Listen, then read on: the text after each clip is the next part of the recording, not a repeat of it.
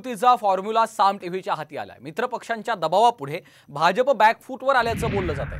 राज्यामध्ये शिंदे गटाला 13 तर राष्ट्रवादीला 4 जागा सोडणार असल्याची माहिती आहे, तर भाजप 31 जागा लढवणार असल्याची माहिती आहे। विशेष म्हणजे राज्यात भाजप 34 ते 35 जागांसाठी आग्रही होता। दरम्यान राष्ट्रवादीला बारामती, शिरूर, रायगड, परभणीची जागा सुटणार आहे, तर ठाणे आणि रत्नागिरी, सिंधुदुर्गसाठी शिवसेना आग्रही असल्याची देखील माहिती आहे।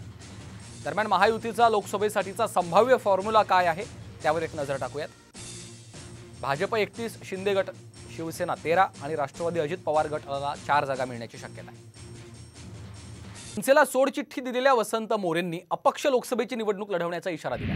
हातोडा चिन्हावर लढावं लागलं तरी चालेल, मात्र लोकसभेची निवडणूक नक्की लढवणार अशी भूमिका वसंत मोरेंनी जाहीर केली आहे। तसंच मी शहरात कुणाकुणावर हातोडा फिरवणार ते बघाच असा इशारा देखील वसंत मोरेंनी दिला आहे।